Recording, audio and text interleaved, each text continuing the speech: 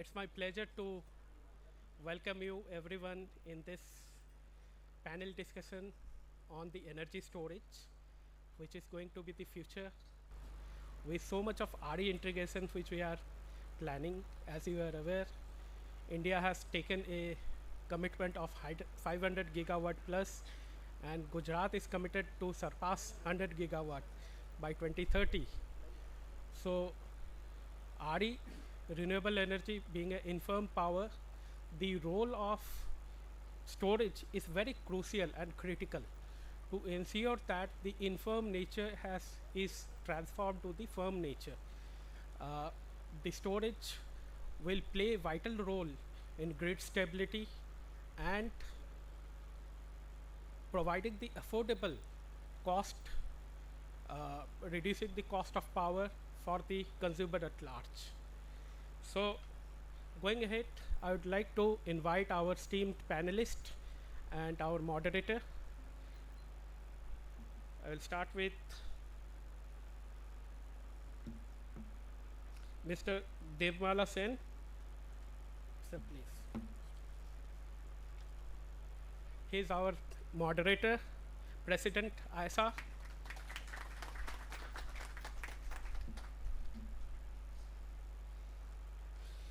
He is a leader and an innovator in his area and has got a very good expertise on the storage. The next panelist is Ms. Subrat Thakur. I would like to invite Madam, Country Head LDES, Long Duration Energy Storage, the head office at Brussels. She has been giving us the different kind of technological advancement to ensure that we have the energy storage of 8 hours plus, and we can leverage all those benefits for the consumer at large.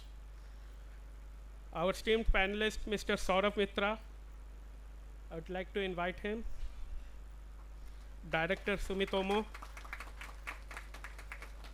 He brings a very in-depth knowledge on the mechanical storage and advanced storage technologies, and we all will be benefited from his expertise. Next is our Anupam Anand.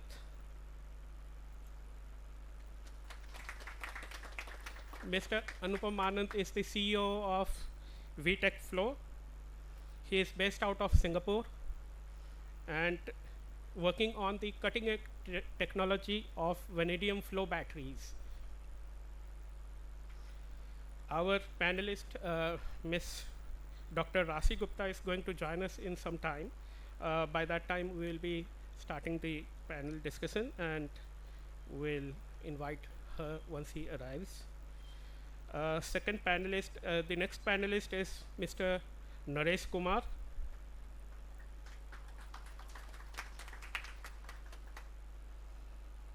Regional Head Integrate 2, offering a perspective on the Integrate, how they are actually implementing the projects across India.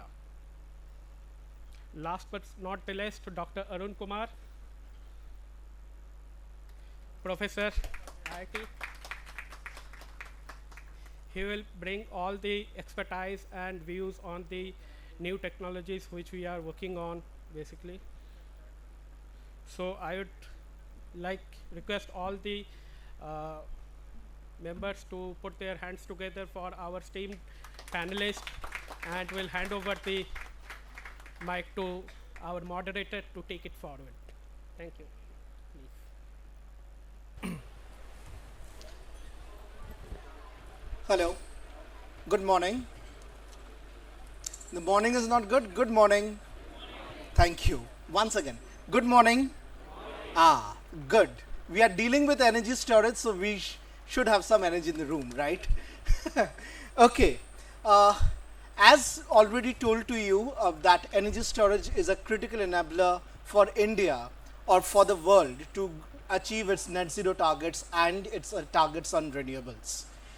Whenever we talk about energy storage, we automatically our discussions come down to a particular technology or particular chemistry.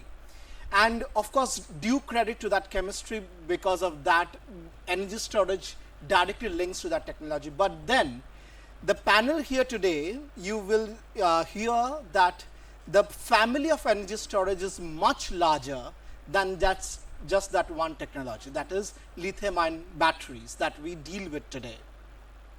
It is much more than lithium-ion battery. It is gravity storage, pumped hydro, it's vanadium flow, it's fuel cells, etc. Now, if you look into India, India has taken its stride towards energy storage. India's commitment to have 500 gigawatts of non-fossil fuel energy by 2030 will require the country to have 236 gigawatt hour of battery storage capacity installed by 2031-32. You asked me what is installed today. Today we have just 505 megawatt hours. That is nothing, right? Along with this, 175 gigawatt hour of pumped hydro is also required. So what we see today is that battery storage as well as pumped hydro are the two enablers which will help India to integrate 500 gigawatts of non-fossil fuel energy in the grid by 2030. Of course, not all technologies are enough mature or at the level of maturity in this total spectrum. So every technology had its own space.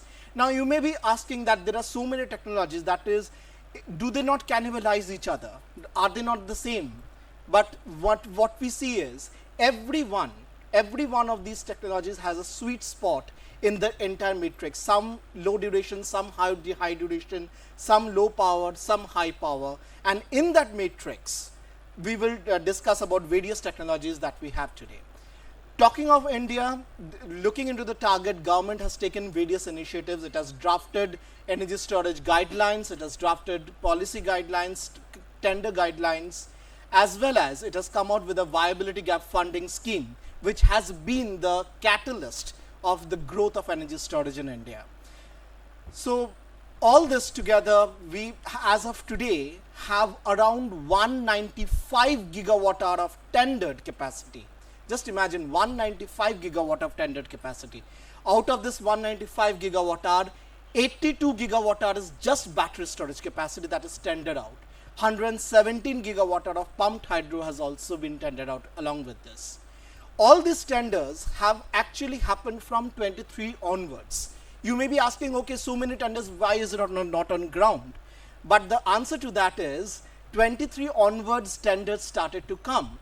So the tenders, you will have a construction period for these tenders. So 2026 is touted as that year when we will see a lot of implementations having on ground, with Gujarat being the forerunner, and one of the panelists here will tell us the status of their project which they are building in Gujarat. GUVNL, GSECL has been, so our thanks to GUVNL, GSECL for coming out with the initial tenders. One, the Modhera Solar Village Solar Plus Storage tender. The second one at GSECL, Kutch Lignite, which is of 57 gigawatt hour. I'm correct? Right, 57 gigawatt hour. So all these were at initial levels, which helped Gujarat to see what is the potential, how these work. And thereafter, they came out with these large tenders. Today, we are standing at 5 gigawatt hour. Gujarat has a target to achieve 55 gigawatt hour by 2035. That is 50 gigawatt hour more of storage capacity tendered. Storage capacity is to come up in the state. So giving this background, I will move over to my panelists today. And the first question is, I will ask to Shubhra. Shubhra, what has been, you have been seeing storage from a different lens, from a global lens, and not only by lithium ion, but also other technologies under long duration energy storage. So my question to you is, what has been the approach across the globe on storage?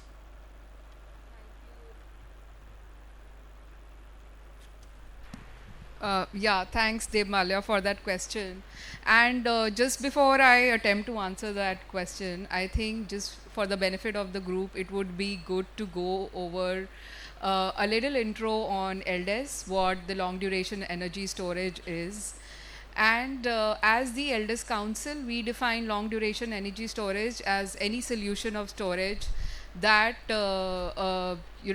gives energy discharge of 8 hours and beyond. So it goes to multi-day and multi-seasonal storage as well.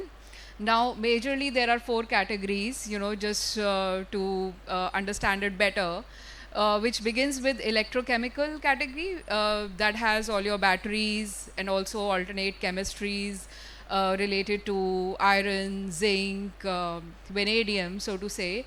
And a lot on the aqueous flow materials, we are seeing that there are materials coming up and batteries, reduction flow batteries, working on those principles that are fast commercializing today across the globe. Now, in the moving on to the mechanical segment, you have compressed air, liquid air, also pump storage, which falls within this category of energy storage solutions. And then on the thermal storage side, which has a dual use, which is both for the grid side and also industrial decarbonization, is basically those technologies in which we have materials that store energy for usage of high heat and powering processes in manufacturing or food processing, steel, cement, aluminium industries, where the temperatures required for processing are very high. And also on the grid side, there are certain thermal technologies which convert heat back to electricity. These are also fast commercializing now across the globe. And then lastly, but not the least, the chemical segment, which has your hydrogen derivatives and other molecules that are basically multi-season storage. Now with that sort of a background, what we are seeing is that across the globe, and not just one continent or a particular country, there's a fast realization that long duration storage or energy storage at large is a critical infrastructure or a critical enabler to net zero, to energy security, and also renewables reliability and meeting the problem of renewable intermittency. And just to give you a few numbers, there are countries, like US, and within US Department of Energy has done a lot in this space. The UK, China, the UK, China, EU, and Australia have integrated LDES into their long-term decarbonization and energy strategy. And there's also a big concept now moving from energy security to something called as energy sovereignty, which is to look at that, countries want to be dependent for all sorts of energy sources, and a mix of energy sources, diversity within those sources, within the home front. Like, they do not want to look at any external sources of procuring energy or depending on expensive fossils. To that extent, we see that there are targets coming up, which is to look at total energy storage targets, and also within that LDES targets that countries are defining. To begin with, when we look at Europe, Italy has set a target of 3 gigawatts of LDES procurement by 2030. 500 megawatt of LDES procurement to happen in Germany, and the auctions are planned for this year up to 26. And this is basically to meet the storage requirement of 72 hours duration, basically for the Dunkelflaut kind of situations where you have lull periods of wind or very less solar or negligible solar available. In the US, we are seeing that some of the states are front runners. For example, California, that set up a target of 1 gigawatt of more than 12 hours storage, and that has to be completed within the time frame of 2030 to 2037. California has also allocated 1 gigawatt of additional capacity for multi-day storage.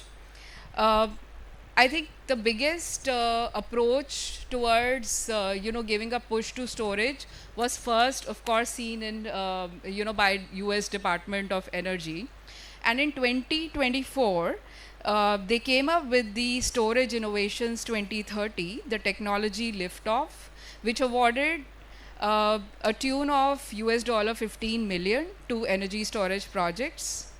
And as of now, there's a national scale up which is planned between 6 to 15 gigawatt by 2030. And when we talk about approach of, of course, different geographies towards storage, we cannot miss out Australia. Australia happens to be a great example in terms of really looking at firming capacity at a national level and also state level. So what they've done is, like, at the state level, New South Wales, we have seen that they came up with a very unique and innovative sort of a market mechanism, which is called the Long-Term Energy Services Agreement, which allows for procuring firming capacities, and that would be like a mix of renewables and storage, LDES included. And within that, there has been an escalation up to 42 gigawatt hour of procurement, which is to happen by 2034, and the minimum duration there is 8 hours. So with all these examples, we see that there's a lot happening on the global scale. There's a push to storage and LDES also specifically. And I think just learning from these examples and looking at these countries would be a great point and case to look for how we can replicate things here or just take some semblance. Thank you. Sorry for the long answer, issues. but I could not miss out anything there. Yeah. Thank you. That was interesting about targets. Now, a question to audience. I will look into how attentively you are listening to us. Yeah. So, as on date, I will give you 4 options. Okay, and the winner gets a prize. You all decide what the prize is. What is the installed capacity of storage in Gujarat? 1, 0, 2, greater than 50, 3, greater than 100 megawatt hour, 4, greater than 25 megawatt hour. No, you can't say. Sorry. You are not audience. Yeah. Yes, sir. 50, greater than 50. Yeah. 0, 100. अच्छा. पक्का 0 नहीं है? अच्छा. I will give you the exact number. It is 72 megawatt hour that has been installed in Kutch as well as in Modhera village. Along with this, another project is coming up at Sanand very recently that is going to get commissioned by this year. And I have the architect of that project seated here, someone from IndiGrid who is building the project for Gujarat. Naresh, would you like to tell us more about the project and where is it at present? Yeah, sure. Thank you. Thanks for using the word architect. So thanks again.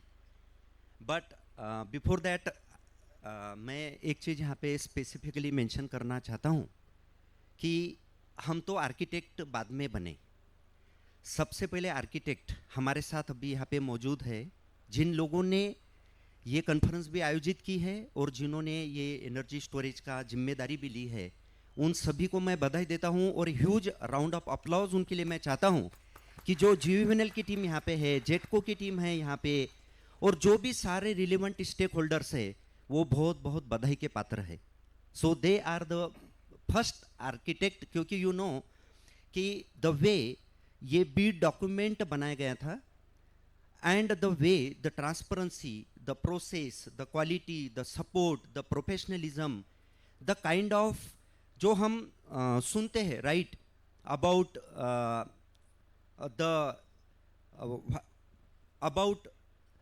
जो गुजरात में जो renewable energy है, for example solar का example आप ले लीजिए या फिर आप एग्जांपल बेस का ले लीजिए, या सभी के लिए जो पायोनियर वर्क होता है वो सारा वर्क में जो लेवल का कमिटमेंट और प्रोफेशनलिज्म है, that is commendable.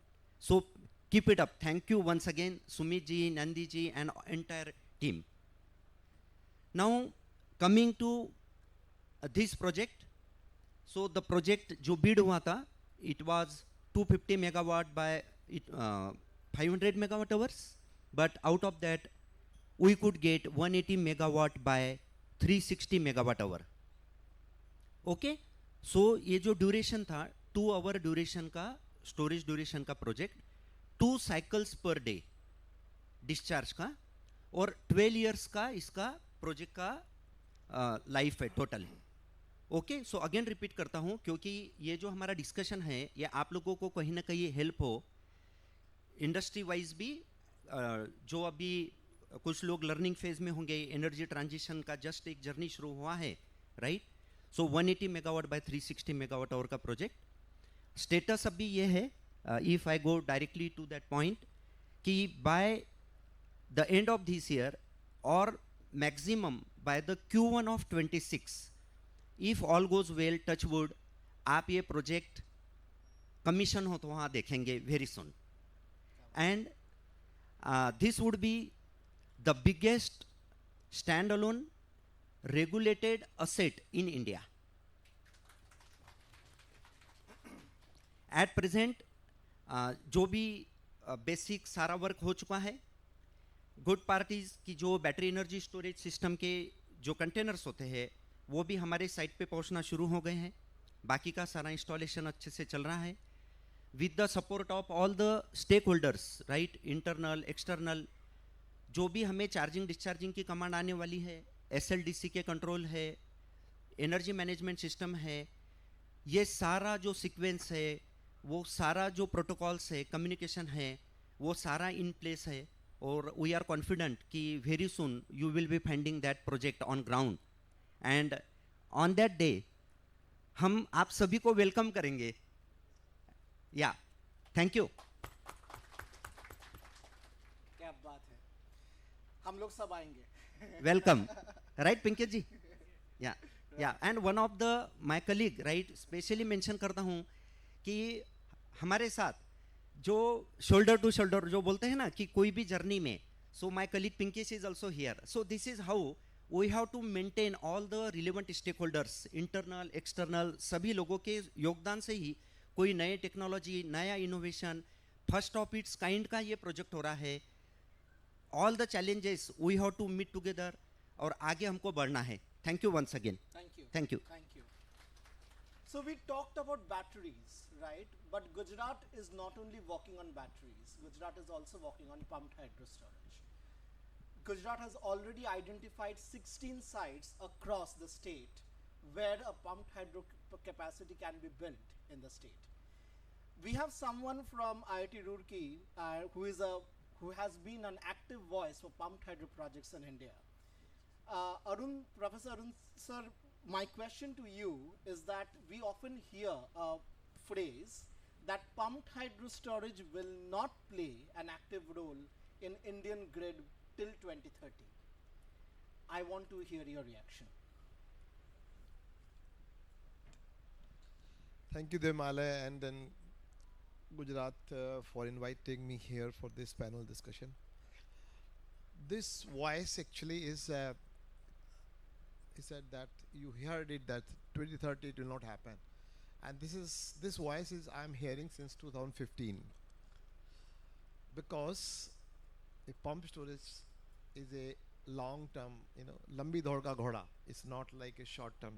It takes time.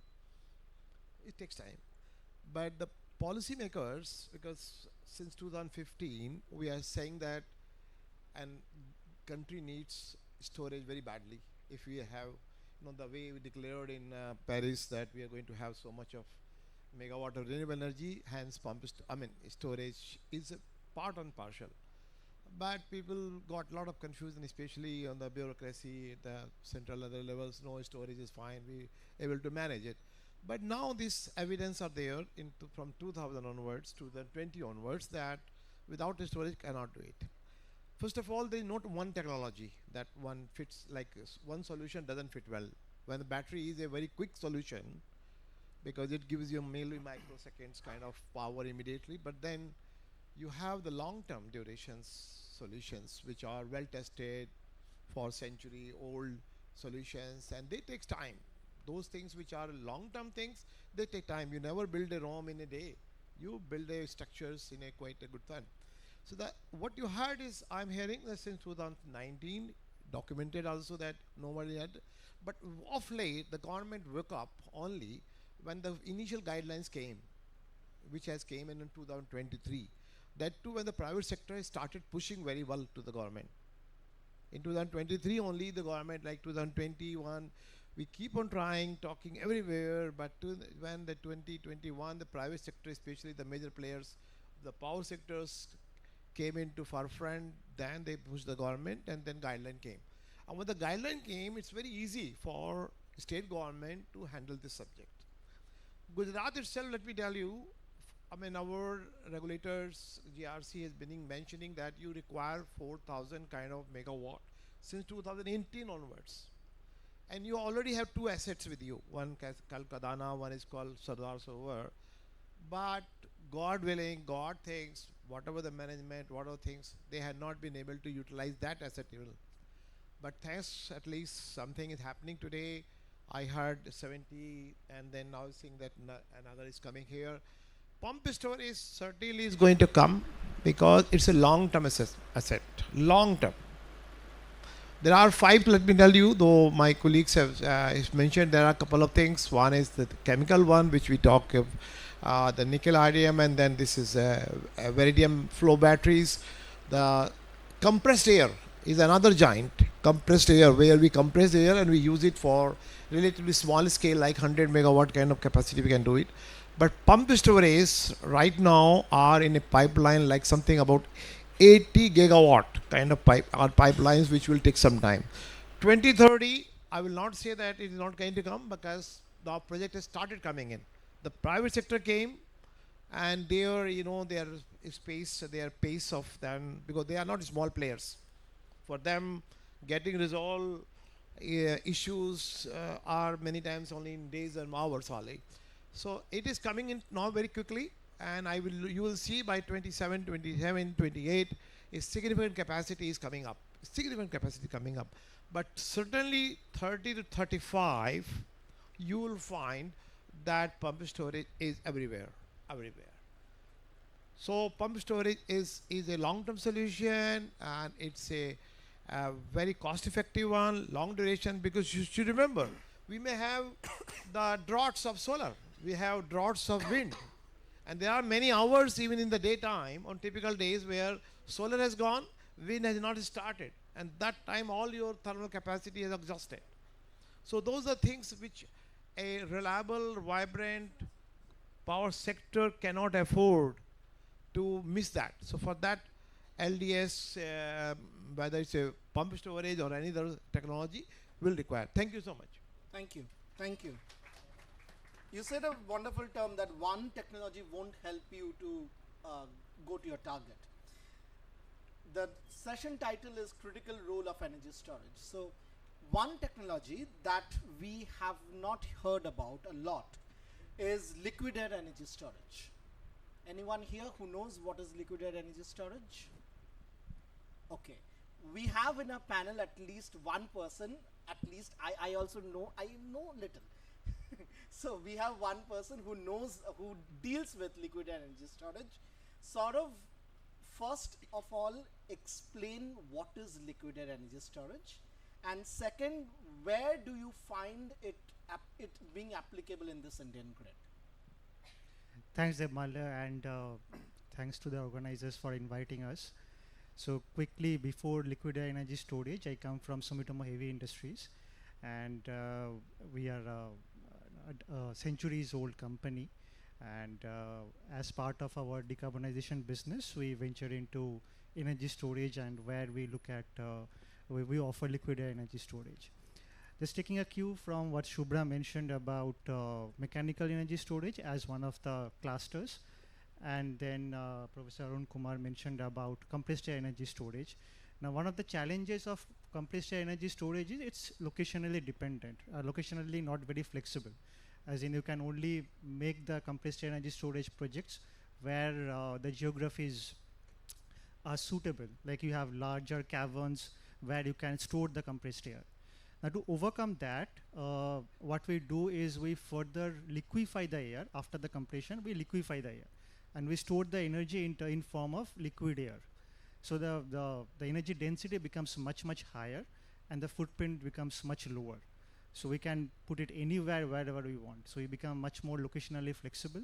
We don't need any underground caverns or any sort of large constructions. So that's fundamentally what liquid air energy storage is. And to answer to the second question about where we find the application is, see what we are doing, for example, in couple of projects we are doing in UK. So if we generally look at the challenges with respect to renewable, we see that intermittency, that's something Mr. Nandi mentioned and they've also mentioned.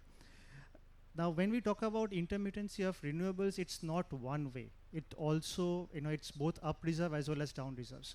We had several incidences in India where we had, a high frequency, frequencies hovering above 50.05 for quite long durations.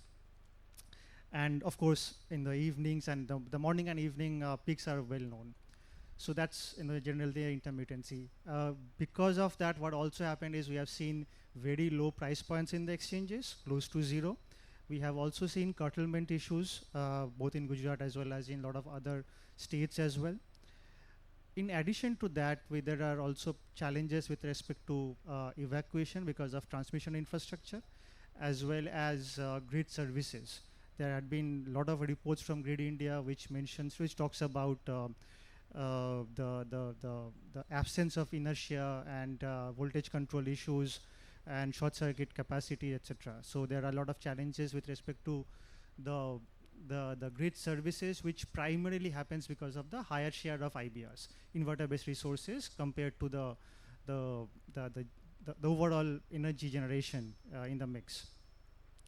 So now, because we use synchronous machines like turbine generator systems in our projects, so we can provide those grid services.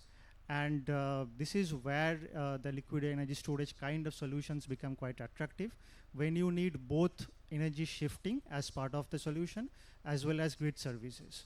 Now, in UK, we are doing two projects. One is 300 megawatt hour near Manchester. And as part of the revenue stacking, what we are doing, we have energy shifting, which is the arbitrage, where we are purchasing energy at a lower cost and selling energy at a higher cost, which is generally the application. What we are also doing is we are, because in UK it's a merchant market for energy, for the grid services. So we are also getting a lot of revenue for providing the grid services like inertia, short circuit capacity, dynamic reactive power to the grid. And those are getting added to the revenue mix.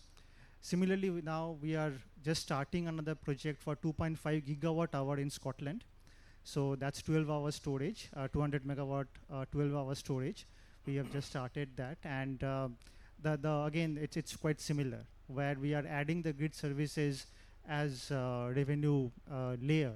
So fundamentally what we are looking at is areas or applications where there can be value layers, can be additional values that can be added on top of the simple energy shifting. And there are a lot of challenges. Again, as I mentioned, it's not only, I mentioned only about India, but again, Shubhra mentioned about Australia. In Australia, we are seeing quite similar challenges. We have seen similar challenges in UK. Why, fundamentally the reason why we are building the plant there. And in US, we are seeing now specific tenders for non-inverter based storages. Storages can provide synchronous machines, has inbuilt synchronous machines, and can provide the grid services.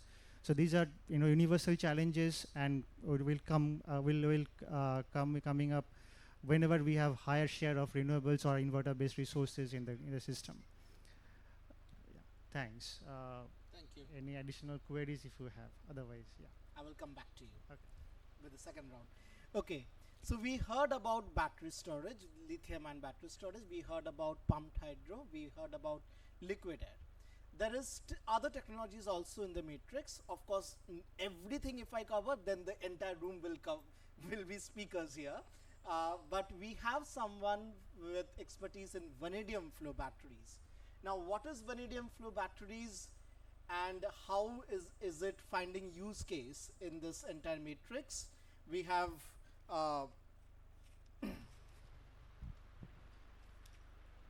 Anand. Sorry, I forgot the name. We have Anand in this room. Anand is from VFlowTech Batteries. So Anand, would you like to explain? Sure. I thought you were never going to come to vanadium flow batteries, yeah? But thanks. Quick introductions. I represent a company called VFlowTech. We are a Singapore headquartered, India manufactured vanadium flow battery company.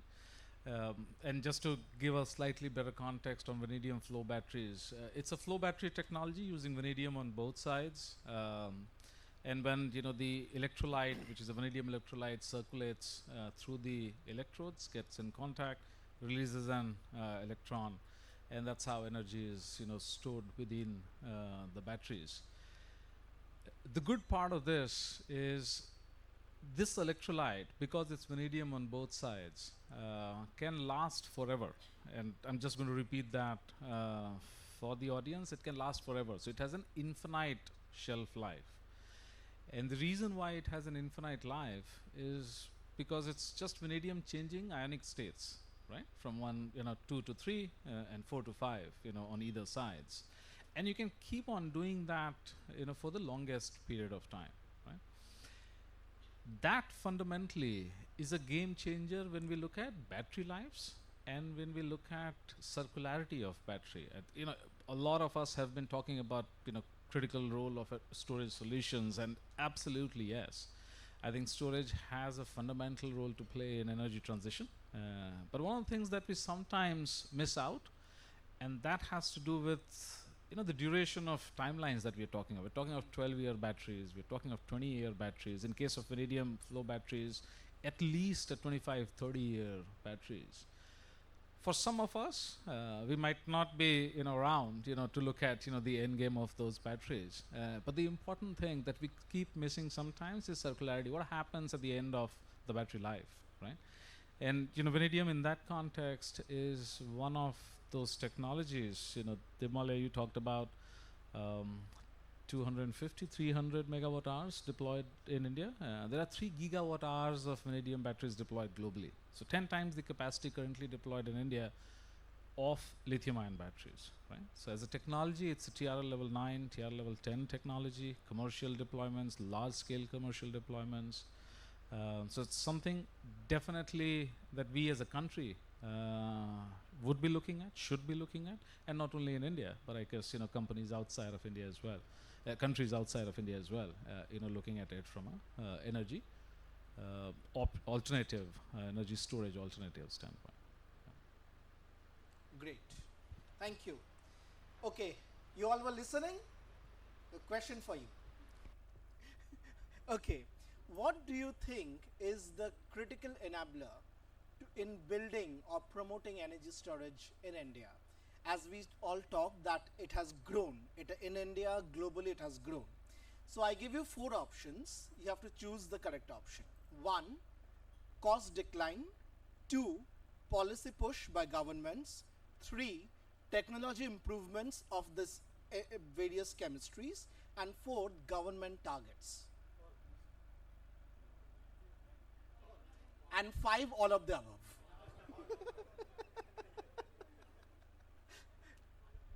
All of the above, right? So not only one can help you.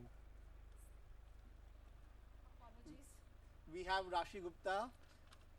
Welcome. The flight got delayed.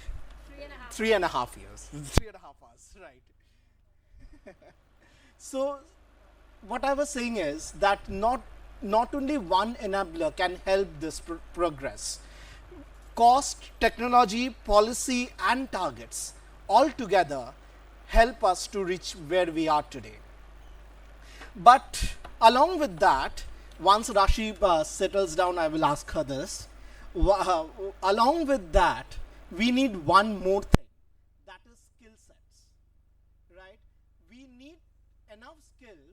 for the manpower, so we only don't need people who can work on Excel sheets and presentations. We have that with us. But do we have enough manpower who will be building these projects? And Naresh, I will come to you on this, on ground, your on-ground experience. So while Rashib settles down, first to you, I come to you, that how do you see the manpower requirement? Do we have enough manpower or skilled manpower at ground who are, so we are talking of what? We are talking of 80 gigawatt hour of projects, right? So do we have enough skilled manpower to do these projects? Sure, that's a very good question.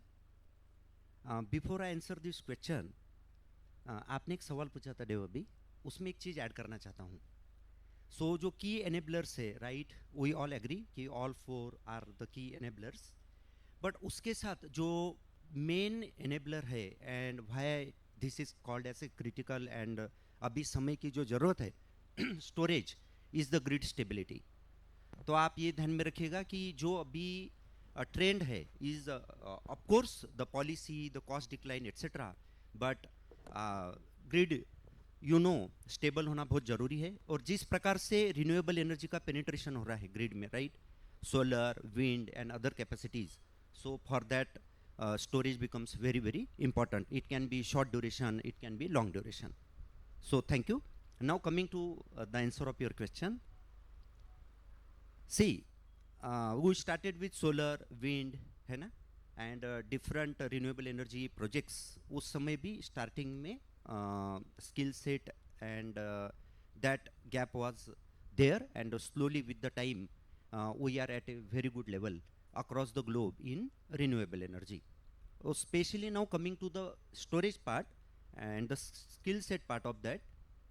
So here the basic difference is there is a chemistry, right, and the chemistry at present we don't have that much level of R&D, testing facilities and know-how of the product.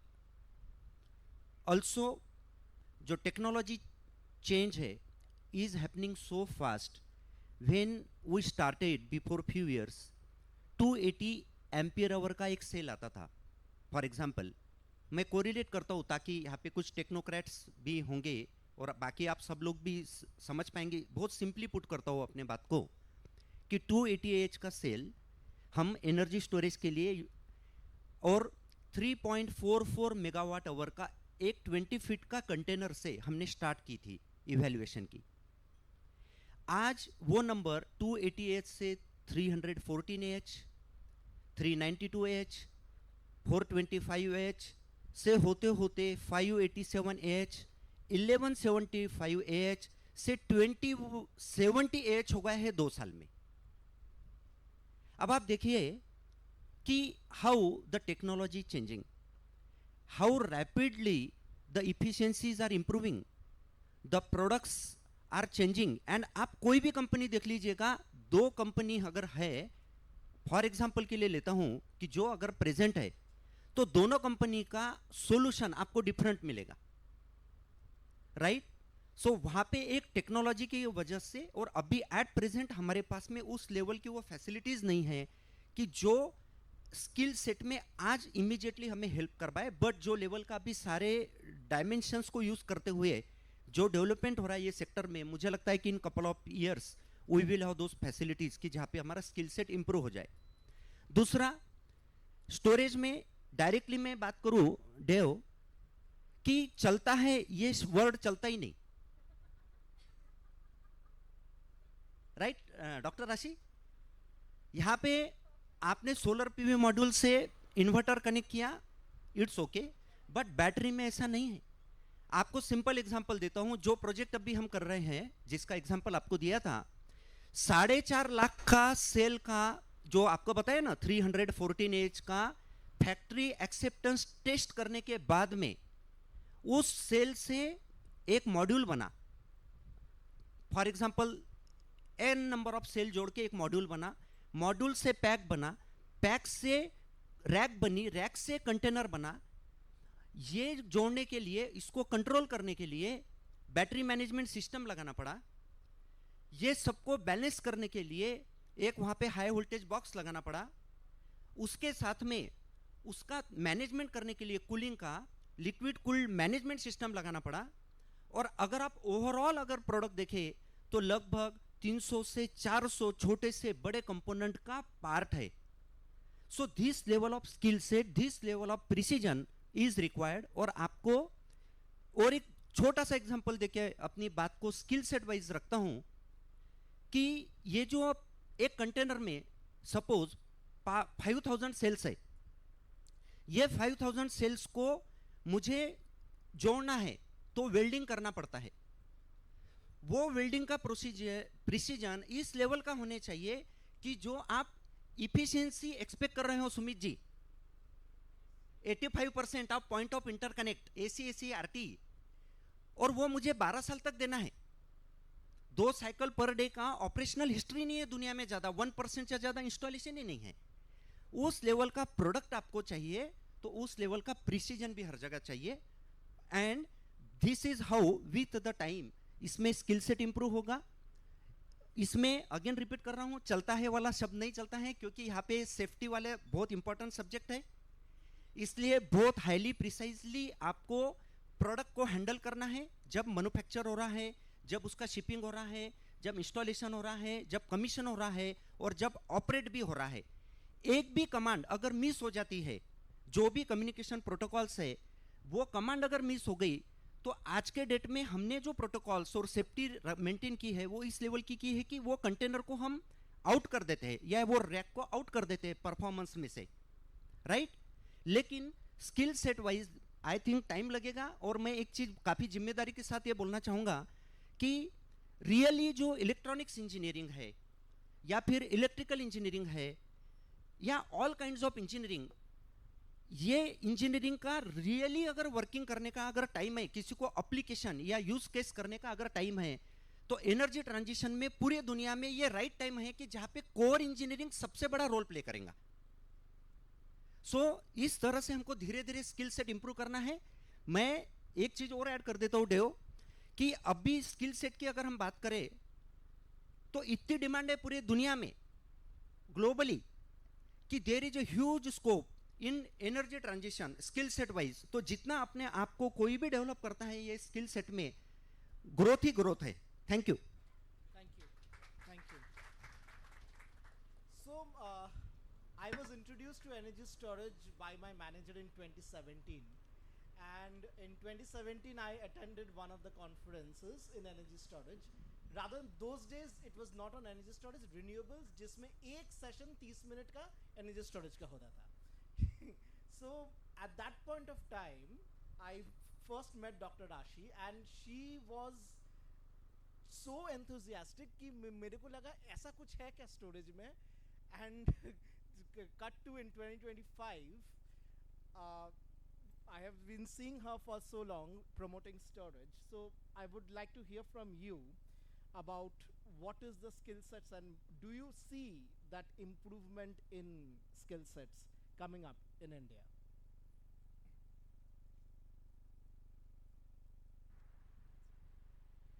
Well, thank you, Deb, for this introduction. Well, when people know me or not, I mean, I'm Dr. Ashi Gupta, Managing Director of Vision Mechatronics. I'm fondly known as Battery Valley of India. Well, when Deb said he first heard me on 2017, I started my journey of energy storage basically with lithium batteries in 2015, when nobody was talking about lithium in India. So it's like almost 12, 15 years now that I've been talking on lithium and energy storage, and not just one technology of storage. I look into, and I always say that India needs the hybridization of storage also, and we need hybridization of energies. Now, I was watching the entire panel en route through your live telecast, and thank you for giving that live telecast. It really means a lot to the people who haven't been able to be here physically. So what happens is, when we talk of storage, we just look at one aspect of electricity. However, when you talk of energy storage, it is beyond electricity. But electricity forms a majority component of energy storage. So back then in 2015, when I was venturing into energy storage, the skill set required was zero. I mean, the skill set that available, not required. Required was 100, but available was zero at that time. And since I belong to a robotics background, and I have a robotics vertical as well, so at that time, we upskilled our people from robotics to energy storage, specifically with lithium, understanding batteries. And I'm trained in Germany on batteries.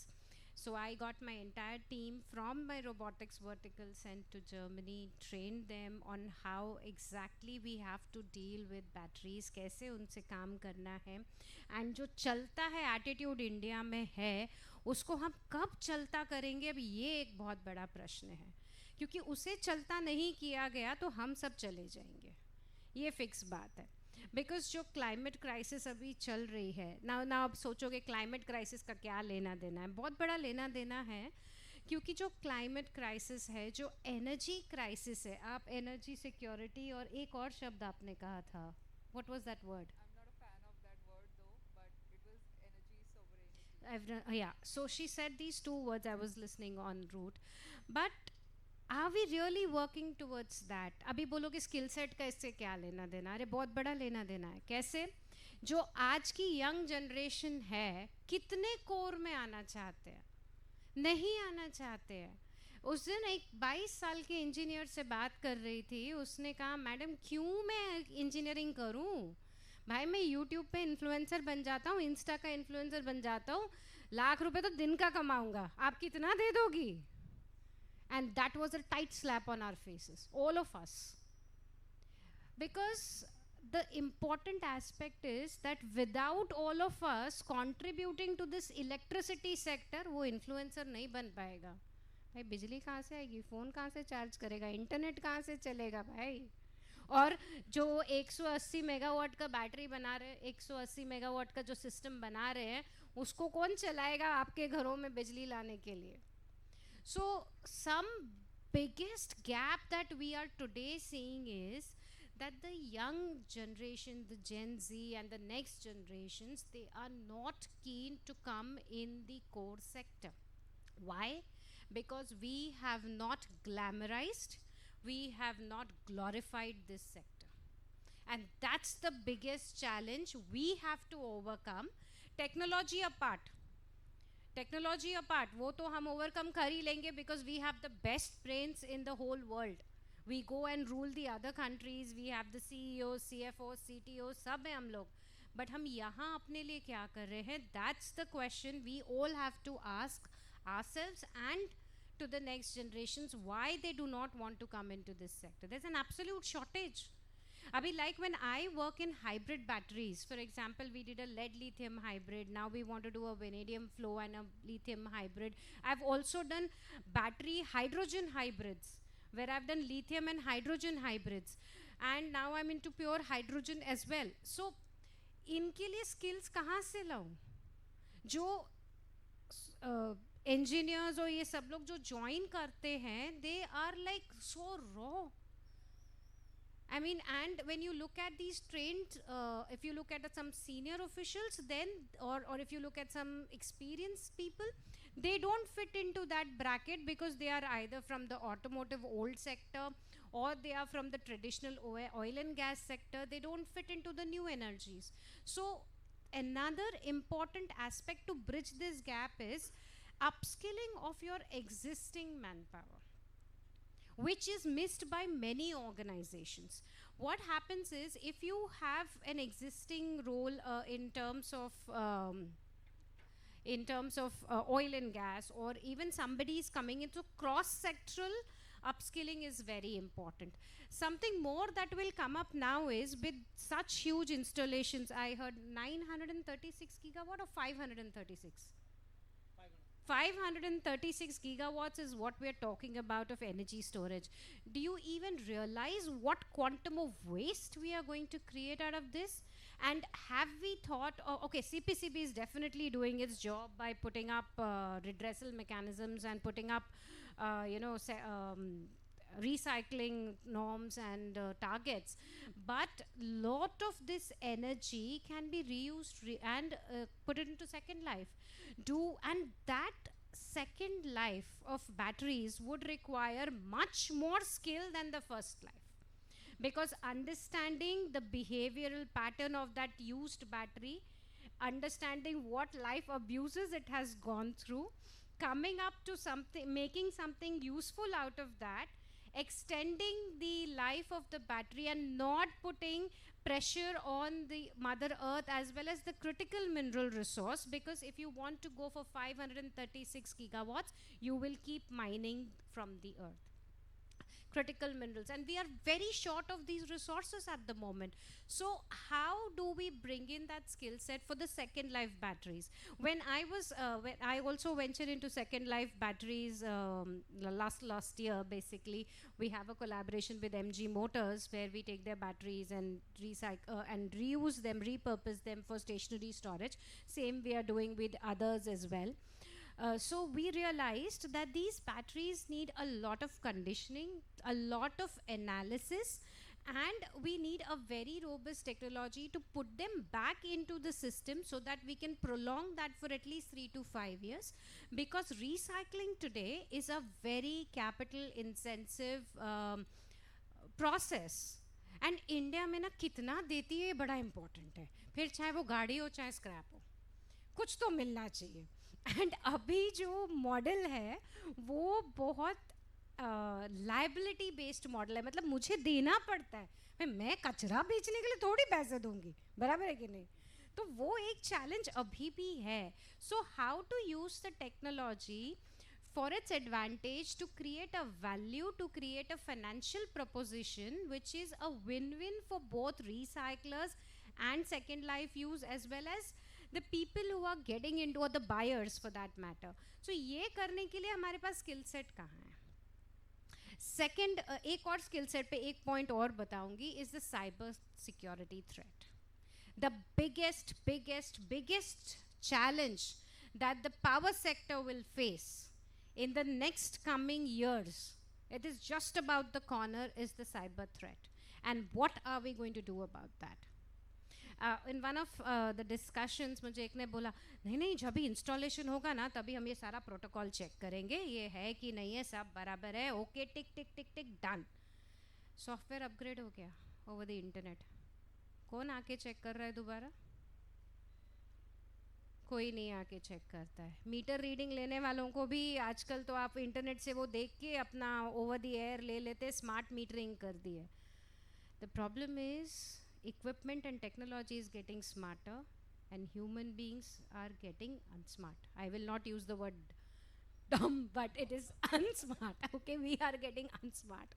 So the biggest challenge of cyber security aayega, because on a click of a button the entire sector can come to a standstill. And have we prepared ourselves in terms of skill set, in terms of technology, in terms of protection of our own people, of our own country, of our own resources? Now that's a bigger challenge than just putting up 500, 600, 1000 gigawatts in place. And we are honestly, at least I feel we are not prepared, this is a personal opinion, to what is my experience till now. We are not prepared as yet to really take heads on to this challenge that will come in.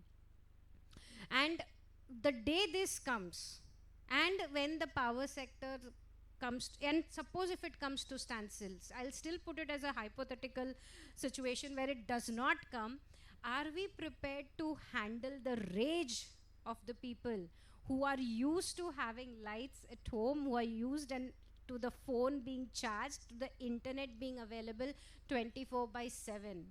जो prosperity की तरफ हम दिखा रहे हैं, prosperous India, अगर वो एक बटन दबाने से स्टैंड स्टिल पे आ गया तो are we prepared to handle that kind of raise?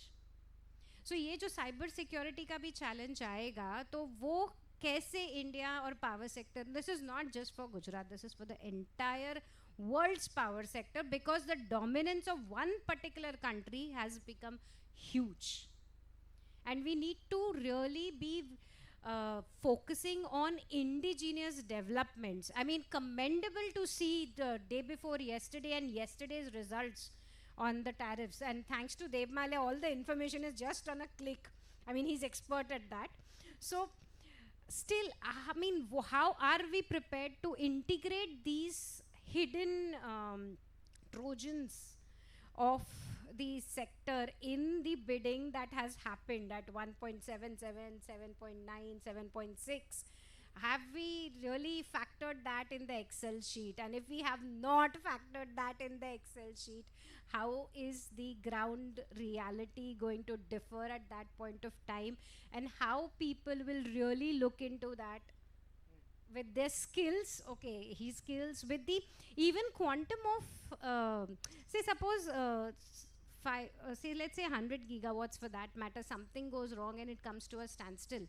Are we prepared to even have a standby arrangement temporarily for a part of it also? अभी लेट्स से सोलार में तो सब गुजरात में एक्सपर्ट हो गए. I mean you are the number 1 state in the country to do, and I am really hats off proud of Gujarat for that. But अभी जैसे आपके पहले आप सिर्फ सेंट्रल इन्वर्टर्स लगा देते यार, एक इन्वर्टर लगा दो 1 मेगावाट का प्लांट हो गया. अब क्यों स्ट्रिंग इन्वर्टर्स पे आए? अभी 50 किलोवाट के ना 10-12 स्ट्रिंग इन्वर्टर लगा दे, एक गिरा तो कम से कम मेरा पूरा प्लांट बंद नहीं होगा.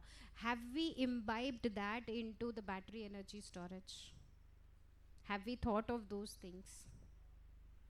अभी तो यहाँ पर हम बड़ी बात कर रहे हैं, हम 180 मेगावाट्स, हम 200 मेगावाट्स, और कल जो परसों जो टेंडर्स हुए they are also on the same range of 1000 megawatts की हम बात कर रहे हैं. But have we really thought of that these will be distributed into multiple places, and how you will centrally control the decentralized storage, which is a very big challenge to the power sector, which will come in next. So I think I've taken a lot of time and I've just gone about whatever I felt like talking on this. Thank you. And also see वो this, जैसे आज सुबह मेरी flight Bombay Ahmedabad 50 minute की flight 3.5 घंटे एक technical slag से late हो गई. तो अगर सर भी थे साथ में on the same flight, we had the chaos on the airport. मज़ेदार केओस था. यही सोचो कि अगर बैटरी एनर्जी स्टोरेज में एक कंटेनर में कुछ केओस हो गया तो पूरी लाइन का क्या हाल होगा. So we have to also prepare the next level of service support to be available. जैसे आपकी जो डीजल पेट्रोल वाली गाड़ी होती है ना, उसको तो कोई भी मैकेनिक ठीक कर लेगा, बट ईवी के लिए अरे नहीं भाई, ऑथराइज सर्विस सेंटर जो अपन हाथ नहीं लगाएगा उसको, we will not touch it. Why? Same thing will happen with the battery energy containers also. There are lot of warranties, technology, things involve. So are we really training the first responders also along with your own technical staff in the discoms and at the EPCs who are integrating this entire thing for the next level? एक साल तो आपका चल गया, but after that क्या? When you'll start seeing differences in the internal resistances, when you'll start seeing that the cells are not performing or they are performing and the curve changes which doesn't match your Excel sheets, at that time how will your service support look into? Because this is all ultra critical infrastructure. So within 24 hours, within 48 hours, within 3 hours it has to be responded to.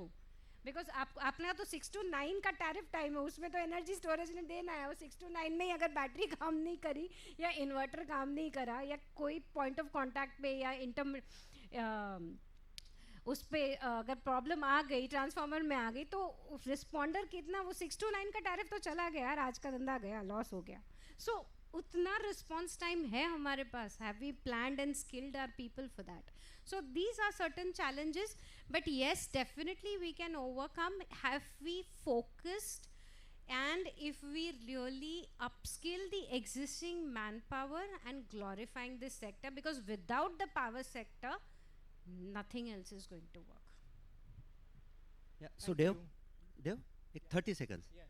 Yeah. So this is very important topic. एक चीज़ आपको share करना चाहता हूँ कि ये जो challenge है right, इसमें हाउ ये जो प्रोजेक्ट कर रहे हैं आपको चिंता हो जाएगी नहीं तो कि हमारा प्रोजेक्ट लग रहा है क्या होगा राइट. तो हमने ये चिंता का ऐसा किया है सोल्यूशन कि वी स्टार्टेड दी जर्नी 5 साल पहले से वी स्टार्टेड दी जर्नी. हमने पायलट प्रोजेक्ट्स लगाए पहले और हमने उस समय से ही इंडिजिनियस ईएमएस यूज़ किया, एनर्जी मैनेजमेंट सिस्टम यूज़ किया. और अभी गवर्नमेंट ने बहुत शानदार काम किया है, यह मैंडेटरी कर दिया है अभी कि डोमेस्टिक ही एनर्जी मैनेजमेंट सिस्टम लगाना है ताकि ये जो साइबर सिक्योरिटी का थ्रेट है इसमें जितना कंट्रोल कर पाए उस लेवल का कंट्रोल ऑलरेडी कर दिया है. तो Sumit ji, Nandi ji and your team be rest assured, हम लोग भी डोमेस्टिक ही प्रोडक्ट लगा रहे. Thank you. Yeah Great. Thank you. I would come to Arun sir, but before that I will go to Shubhra. Shubhra, by the way, if you have not read, LDS Council comes out with a annual report on long duration energy storage, where it explains all the technologies and explain where they lie in the technology maturity as well as techno-economic maturity. So it is a good report. I think if you get a chance, please have a look into the report. So Shubhra, the question to you is, how do you see? So I have read that your report says that till 2030, in India there is very low chances of LDS populating in the grid. So that said, but that report was 1 year back. A lot has changed over this 1 year, with GUVNL drafting the first LDS tender, which has not come out yet. But then the question to you is, in the next 5 years, how can you see this populating in Indian grid? So to answer that question, I think the foremost part is to look at an overall system approach on what should be the real need assessment from a country perspective, also from a state level. And we have to really factor in the value of flexibility and reliability and assured supply of power at all costs. And when we speak about that, we'll see that many of the resource adequacy figures right now would change in a big way. That would mean that we do not have to work just for meeting a peak demand of, let's say, 4 hours, or maybe twice a day, morning or evening peaks, but more from a secure and long-term perspective, have reserves wherein we'd be able to fill in renewable supply gaps both on the upside and the downside, like when the renewable supply is high, and we're of course adding more renewables to the grid. In terms of installed capacity, we've reached the target, and of course by 2030 we'll see many more renewable projects coming up. And when that happens, if our grid is not really supportive enough, or the grid infrastructure has really not developed to absorb that capacity through transmission or distribution, then of course the problems related to curtailment or anything on higher transmission costs would not go away. And therefore I see within the next 5 years there would be this absolute realization of how critical LDES would come up as. Uh, Also realizing the entire set of capabilities and the value that LDES brings in. So this is not just storage of up to 2 hour, 4 hour or 6 hours. It goes to long-term energy shifting beyond just arbitrage sort of capabilities, and we're looking at very short response times of frequency control or inertia, black start, and those sort of capabilities. So we need to start thinking on those lines, how in the next 5 years, when we're talking too much about how we can become energy independent or more on energy security, I think we need to now start firming up mechanisms to move in that direction. On the particular application front, of course, on the grid side, there's a big usage as we've been speaking about. But on the industrial decarbonization side, there are many technologies, which help provide renewable heat to the processes of the industries, and that means that they do not have to depend on non-clean or expensive fossil fuels. They can actually substitute through LDES and still reach those critical temperatures for their processes and still not suffer around it. There are many projects happening within India, although they may be in pilot stage, but projects are happening in India and of course all across the world. China has been a big example. You know, they've got at least 56 LDES projects, including pilots running right now, and they're testing and trying out all sorts of long duration technologies.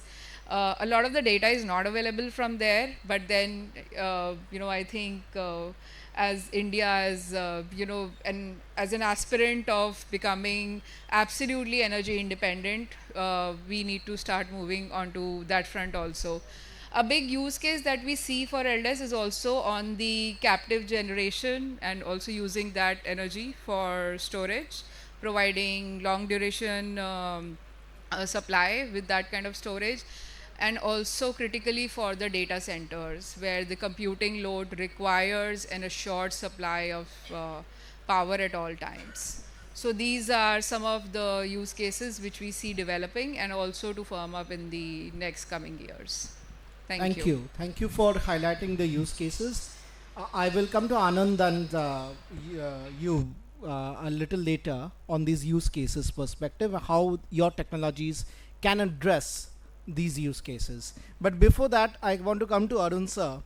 Arun sir, the statistics, I will just quote the statistics that in 2023, China alone invested 2.3 times in research and development, R&D. China's investment in R&D was 2.3 times global average. Just imagine. China's investment in R&D was 2.3 times global average investment in R&D. So where are we? We are nowhere. Okay? Sorry for being blatantly honest. Where are we? We are nowhere in this graph. When I look into the graph of every country moving forward and working on R&D, India's number comes way below. But without R&D, what will happen is the story that you all heard. We will be dependent on other countries to fulfill our own requirements. My question to you, sir, and this is not the question I wrote for you. No worry, no worry. My question to you is, where do you see R&D in this total game, and how important is research and development? I mean, I will answer a question a little later because since Rashi has mentioned some good points or triggering point for me to speak. What is this, the cyber security? I would like to tell you that after Operation Sindoor, Ministry of Defense is on it because without power, all your smart systems will go absolutely waste. I mean, you are nowhere, your water supply is not there, you are out of this. I mean, absolutely whatever the strong things which you are there. Because I remember in 1919 when the Kargil happened, we went into our own GPS system. You should understand. That's why our strike is so fine. We are not dependent on others because others keep on shifting the things. So that is what point. I think the government is in, but normally government wakes up much later. That's all. The only part is that we wake up only when fire is there, rather than build up slowly. That's where the problem we have. Like we have a barat there, then only we start doing things rather than preparing well. That happens everywhere. In India, we are very tuned to that. Second point, you said that influencers getting about 1 lakh rupees. In my own, all IITs keep on saying that 89%, 90% our students, they don't go into core because core don't offer them anything. Another problem is the core don't offer them anything. They want that a person, a ITI pass will be able to offer, he will be able to do better because he has to press the button only rather than, applying his mind, applying the process. So they want people only to press the button rather than having the kind of brain behind that. We keep on shifting to the other countries, not here, because they are not ready to pay. Other day in the morning also I was discussing with some of the colleagues here, how much they pay. So if you don't pay them, so you will you will not get the people. Why should people go there? 89% brightest people come to the IIT system, but where they go? 89 and 11% also they go either by virtue of their parents may be having interest, they might be having interest in the entrepreneurship, or they might have something else, or they might have got really attractive package like ITC or something like that might have gone. Otherwise, story is very, very bad. And the third point which you hit on that one, that R&D efforts. R&D who supports? All over the world, especially the Western world, industry supports. Can you believe to it? Industry supports. In India, whatever the R&D want to support, only the government. And government has certain limitations. Government is more on getting the voting systems done, how the people are there, rather than getting into this business of R&D. We are, in the name of R&D, we do spend the money, but that is only government. No industry, let me talk any big industry or small industry, when it comes to the R&D, they are not ready. I am a chairman, incidentally, for a very small sector of a national committee of the hydropower. Can you believe it? Hydropower, which is pumped storage today, is something about how much billion of crores or rupees are there. And kind of when you look at the data, it's 1.5 crore rupees per year. So what do you expect? You will expect only borrowing outside, marketing outside. That's where the story of the state. But let me also tell you, our startups are getting some everything, but not adequate. You ask, 15 crore rupees, they will give you 7 crore rupees. Now you decide a priority, and also the process are so tight, so cumbersome, that a faculty who is supposed to do the investigations, who is supposed to do the research, he spends most of the time in procuring, and this 3 years is gone, and by the time his interest is gone, research scholar gone, and but still there are certain good examples are there, very good examples are there. It's not that everything is black, and in some sectors is getting good attention, good support, but industry must come to support. Industry doesn't come into support, and that's where the sorry figure is. So that's all I think like to say about PSP. Country is doing good job right now. Something is coming up. Some policies are changed, including if it is off stream now, no clearance is required from the government of India level. That itself has come as a good blessing, guys. So things are moving, but I would say that things have to move faster to meet the need. Need is very large, very large. You are promising data centers. They require 500 megawatt kind of power, a UPS quality power. Semiconductors manufacturing, you require the quality power. Are you ready to give the quality power? What you are putting is one of the type of energy which keeps on disturbing the grid. But are you ready? So without a very solid storage line with you, you are not able to do that. Sorry. Thank you. Thank you. On the industry collaboration, I'd like to highlight something. When we approach, I really liked what he said from the startup perspective, that it's the procedure is so cumbersome that 3 years are gone, the research scholars and PhD students are gone, and it's done and dusted.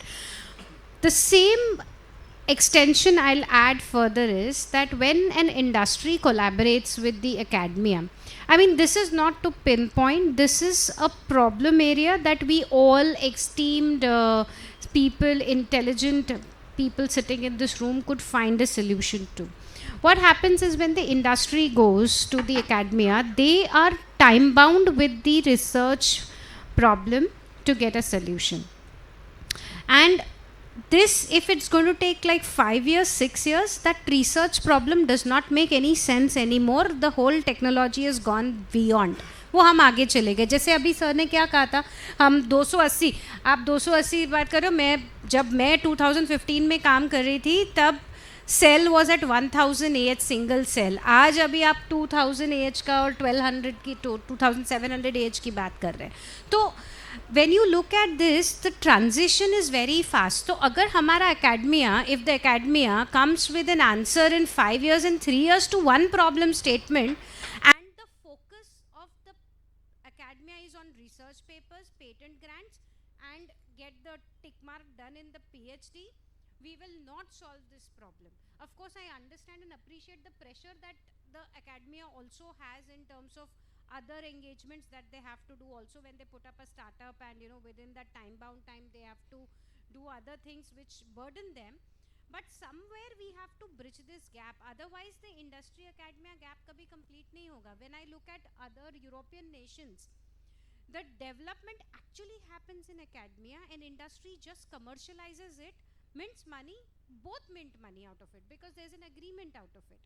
But उनका research जो है वो time bound होता है, हमारा research 5 वर्षीय योजना होता है, कभी कभी 10 वर्षीय योजना होता है, वो 10 वर्ष में सारी रिसर्च ख़त्म हो जाती है, टेक्नोलॉजी कहाँ की कहाँ पहुँच जाती है, दूसरा आदमी करके निकल जाता है और हम सोचते रहते हैं कि अरे ग्रांट कब आएगी, हमारा कब होगा, प्रोक्योरमेंट कब होगा, हम L1 में ही घूमते रह जाते हैं.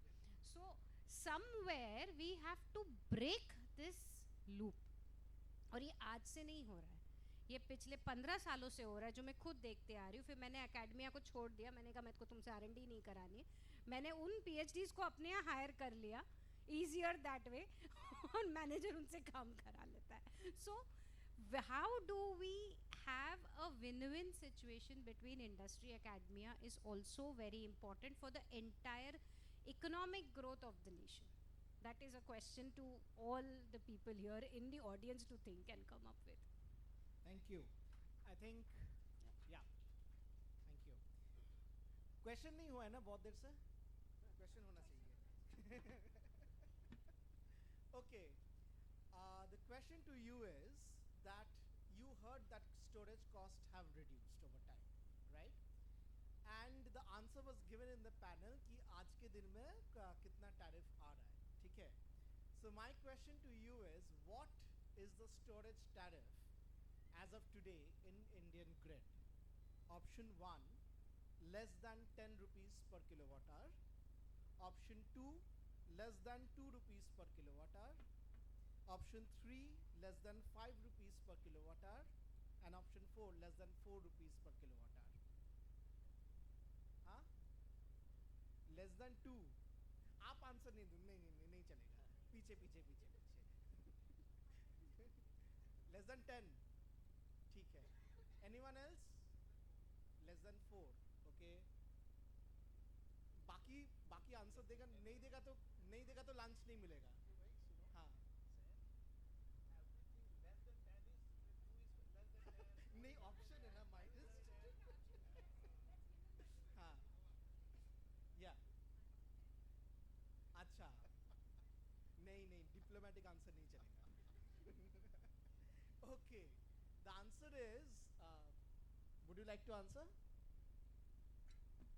या सो अगर 2 घंटे का अगर प्रोजेक्ट है राइट, तो अभी जो लेटेस्ट टैरिफ डिस्कवर हुआ है, सो अराउंड अगर हम टोटल असेट का देखें तो total levelised cost of storage around 2 rupees के करीब आ जाएगा. So that would be the answer. अगर 4 आवर का सोल्यूशन है तो in that case nowadays it is around 3.5 to 4 rupees LCOS basis पे. Yeah thank you Dev. Thank you. इनको एक अवार्ड दे देना. Okay. बट ये नंबर जो है ना, इसमें हम नहीं कोई बिड जीते हैं, ये भी क्लियर कर देता हूँ. या thank you. Thank you. So I want to come to Saurav you and Anand you to come out with the topic that storage is not only generating electricity, it can be used in other use cases also, as Shubhra was pointing out too. So she pointed out to decarbonization in other sectors. How do you find your technology being applicable in these sectors? Anand, I will start with you.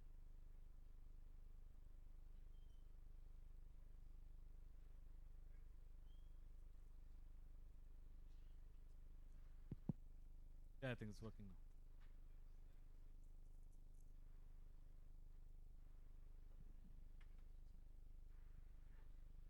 Thanks, Devale.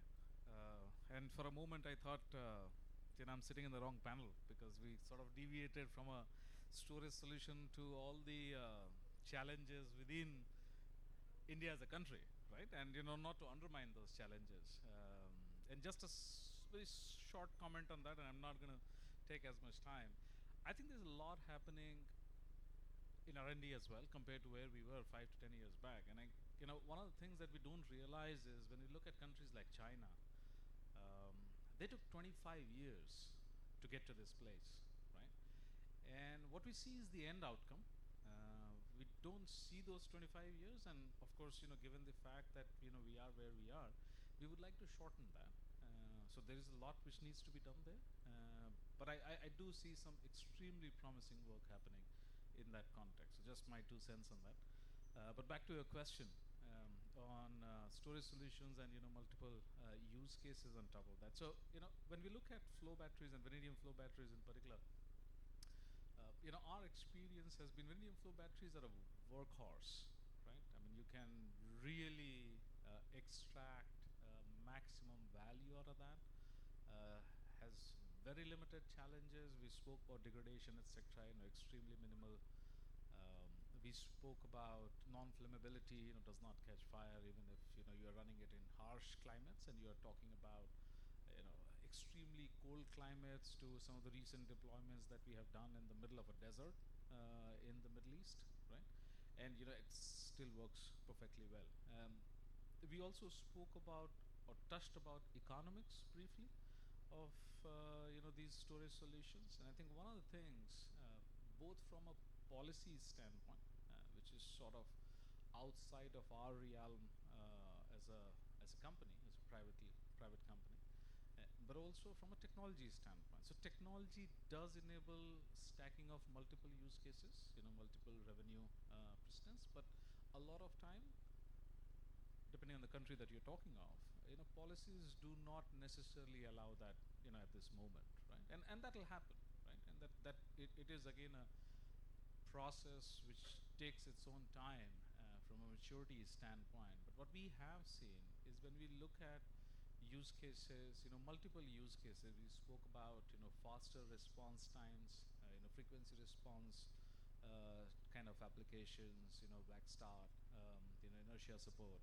And there are those applications that we run today, smaller grid in Singapore, but we do run those applications on flow batteries, standard solutions around, peak shifting, ancillary services, on the grid. We run demand response applications as well. So there are multiple of these applications, use cases that you can stack one on top of the other, which of course improves the economics of the battery substantially, right? I mean, you can extract a lot more ROI from the same asset. Allows for the same asset to be used and to support the grid beyond supporting other use cases in the same context. But like I said, I mean, there are policy related conversations that need to be had before you get to that point of time. At least that has been our experience. Yeah. Thank you. Sort of. Thanks, Deb. And so the points Anupam mentioned about policy is pretty similar to what my thoughts are as well. So I'm not discussing on that. One of the key areas where we see applications are, like Naresh mentioned, about energy transition being one of the key themes going forward. Now, if we look at the energy transition combined in the generation and transmission areas, because when we talk about energy storage and talk about the energy shifting application, we primarily talk around the generation area. But if we talk about, if we combine energy generation and transmission and look at the energy transition as a whole in that, then there are multiple challenges that I mentioned earlier, like, right from, congestion in the grid to grid services, to the market prices falling and over frequency, etc. So solution like ours can, like LAES or similar mechanical storages, which can be locationally flexible, which can be put at the specific nodes, weak nodes in the system, in the transmission network, can solve both the problems, on the generation side, on the energy shifting side, as well as on the transmission side as well. Add to that, if we look at renewable energy, when we look at, let's say, solar and wind and something like a mechanical storage like ours, if we put all those together, it essentially replicates a thermal power plant, because we have long duration storage, which means that you have a higher demand fulfillment ratio you can achieve a very high demand fulfillment ratio with that. B, you can also do lot of reduce lot of curtailment, and which means that better utilization of the infrastructure, and you can also reduce the capex towards the transmission capex, the transmission infrastructure. And to add to that, we have the synchronous machine. So the grid services pretty similar to the thermal power plants are also provided. So it all in all, all those putting together, combined together, is basically replicating a thermal power plant with the when the system is operational, you have the primary reserve as well as the secondary and tertiary reserve as well. So exactly similar like a thermal power plant. Yeah. Thank you. Thank you. Okay. Now the question to all of you. Say this is a government gazetted notification and this is a magic wand. Okay. I give you the power to write down just one, okay, one wish that you have, that you almost sign. So you say you're the Prime Minister of India and you can sign the authority. So what would be that one wish for this sector from you, Saurav? And no diplomatic answers. No diplomatic answers allowed. So stacking of multiple revenue streams, like Anupam mentioned about the policy gap here. So as I mentioned that energy shifting is the primary application what we see today. But if you look at the global examples, there are multiple applications are stacked, which essentially makes the projects more bankable. So if you talk about one, that would be my one. Thank you. Naresh. मेरा तो simple रहेगा इसमें कि जो भी regulatory part है, right, उसमें जो भी नंबर्स है, फॉर एग्जांपल हम यहाँ की बात करें, what would be the clarity we needed, right, कि जो ड्यूटीज है, जो टैक्सेशन है, एंड ऑल्सो जो बिलिंग मैकेनिज्म है, उसको जितना सिंपल रखा जाए, easy to understand, would be the best one. That is my thought. Thank you. Thank you. Yeah. Professor Arun. It's very simple that we must try all storage technologies with life cycle assessment, and the process need to be simplified so that the benefits and fruits are available, and we must keep on doing with accelerated growth. Thank you. So one of our wish list is already granted, right? What? Which is the taxation differences. Okay. So flow batteries or any other battery technology was at 28% GST versus, when you look at more mature technologies like lithium ion was at 18%. Now that has been said, and that's fantastic, right? So one wish list granted, and that makes sense, right? I mean, you are trying to promote newer technologies and you are making it, heavily taxed. You're never going to be able to incentivize the industry, right? So that is granted. So that's not a part of that list that I was going to talk about. But I sort of agree with sort of there. One of the fundamental challenges, and not only flow batteries, but any new technology coming in, is bankability, right? And to be able to improve the bankability of these projects, one is revenue stacking, etc. From a regulatory policy standpoint. A lot of countries, governments also underwrite some of the credit risk, right? And that is something that we should definitely look at. And this is not only about flow batteries, but any new technology coming in. I think you need to get it to a certain level before it starts becoming meaningful. And that area, I think we should absolutely focus on. Thank you. Shubhra. So the wish list or the thing to do from my side is quite simple. Just as under the larger energy storage framework, we have identified targets for BESS and pump storage. There is a dire need to identify targets for other energy storage technologies that work for India's energy security, not just meeting peak demand at certain times, but real reliability and energy security in the long term and in the current scenario, most importantly. Thank you.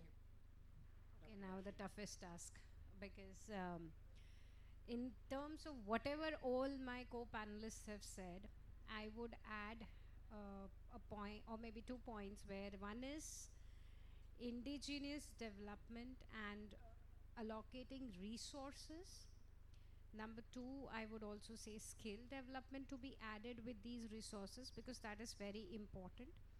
And third is focus on availability and affordability. I'm still, I mean, with the lowest prices that you're talking of, 1.77, I still want to see availability at the time you need it, because we are not talking about the capital or the OPEX investment here. We are talking about the value of the energy storage and the value chain that will come along with this.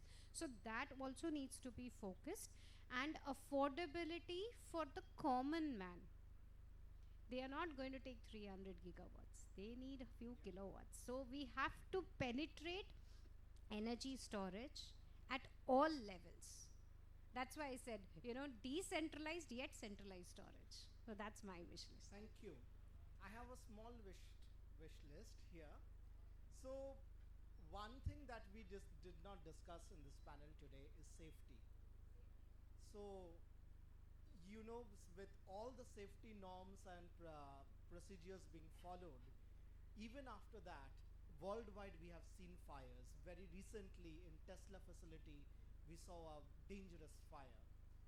So one fire will take back this industry 10 years back. All the good work that we have been doing for this industry will get lost.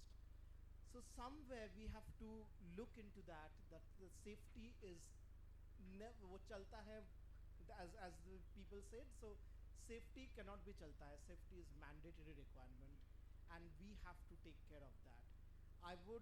Another request is, because Gujarat has been the pioneer, I would request if Gujarat also becomes a pioneer in skill building and making awareness flow across India, because now what is happening is, due to this competition, due to this VGF, due to this price drop, people are bidding not knowingly, right? So they are taking dangerous assumptions which can be detrimental for the sector at large. So one is awareness about this, and second, skill building. I think you along with Integrid can play that role, and we will be very happy to play our role in that and support you in that. So thank you all my panelists. You were great sport, and thank you for the audience for answering the questions. If you have any questions, I open the floor now for your questions. Yeah, if you can introduce yourself and ask the question.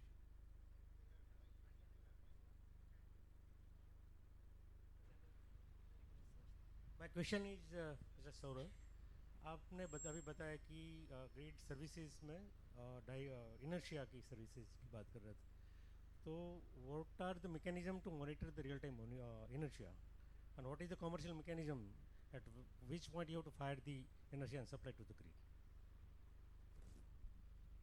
So monetary mechanism we don't have in India today. That's the problem that we have. In UK it's there, so it's much easier to build that and add those revenue streams.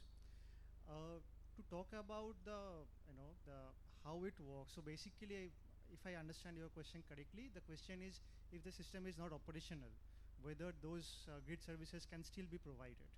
Like, if you look at a grid forming inverter, that's precisely what happens. The question is this: how you will come to know whether inertia is required or not at that point of time? It's already, for example, if you look at a thermal power plant, when the synchronous machine is running, it's automatically providing the inertia That to is the right. system. That is right. We also have a turbine generator system in the system, right? So whenever the system is working, whenever the system is live, let us assume the scenario of the India. So we are spreading the 242 gigawatts of the supply. So how much inertia is required for this particular safer operation of the grid? Whether this kind of analysis on real-time monitoring is available across the globe or not? If it is yes, it's generally not. It's something that usually the power system operators like you usually do about what kind of inertia is required.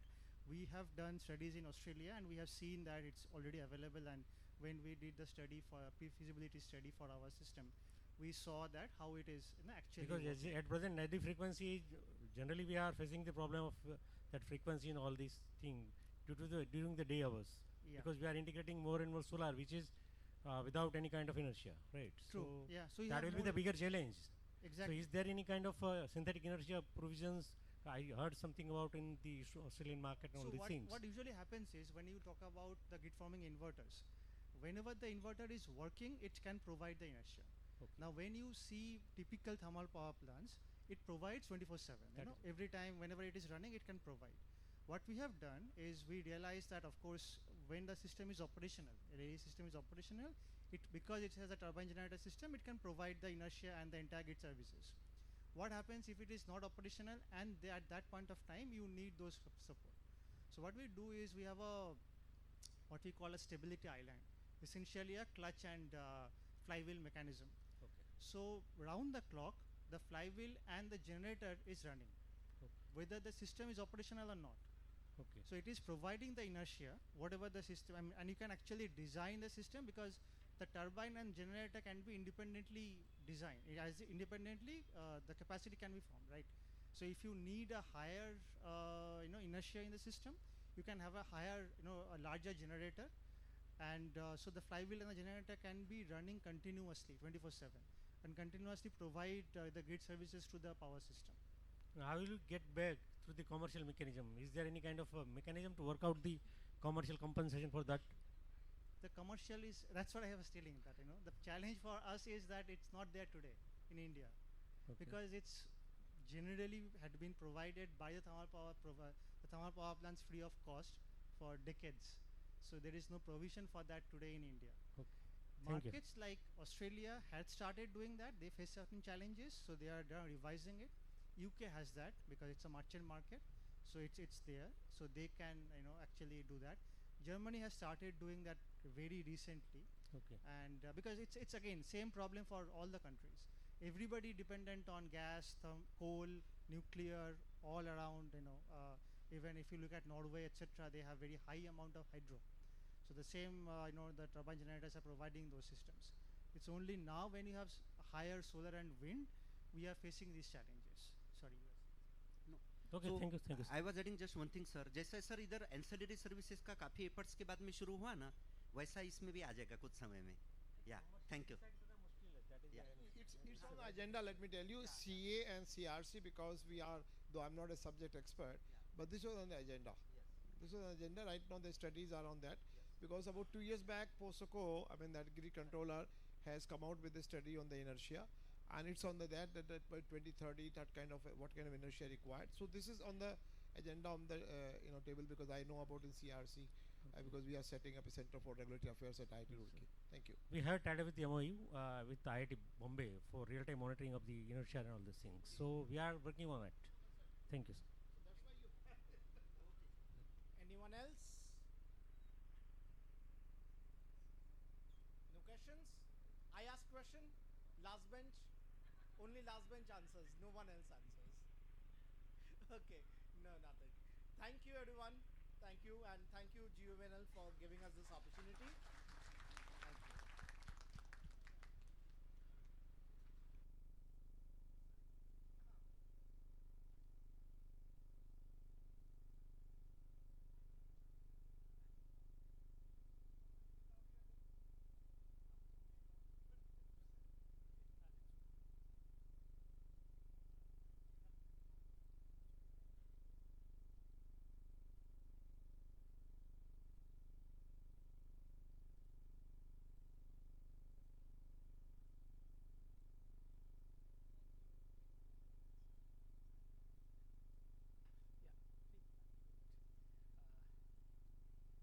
Thank you, everyone from the audience. I would like to give my thanks to the Devmala, our moderator, and this team panelist for such a wonderful deliberation on this topic and enlightening us with all the views that what is going to be the future and how we are going to equip us to handle the things in future.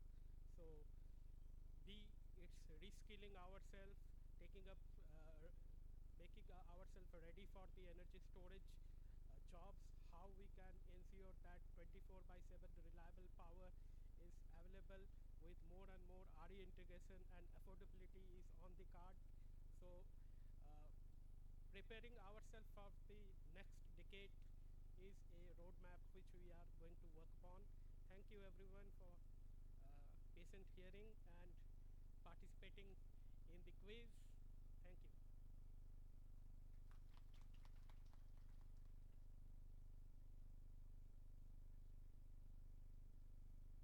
Thank you, everyone. Now, bouquet presentation to our esteemed panelists, Miss Dr.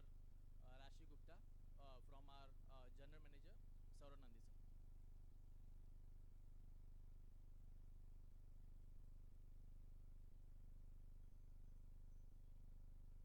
Big round of applause.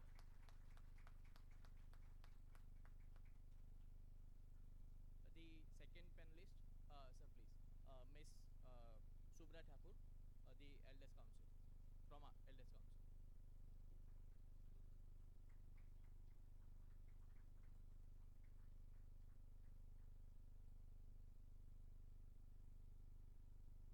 Sir, please. Mr. Anand Anupam from the Vflowtech Private Limited.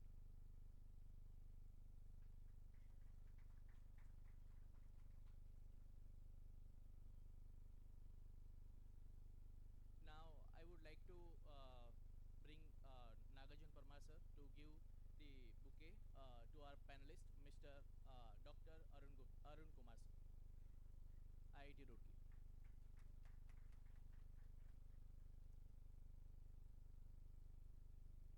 To Mr. Naresh sir, Indigrid Limited.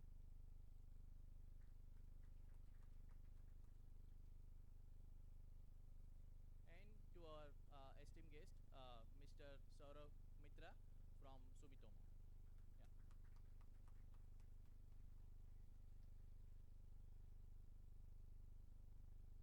And to our most helpful and most esteemed guest, our moderator, Mr. Dev Malya Sen from ISA.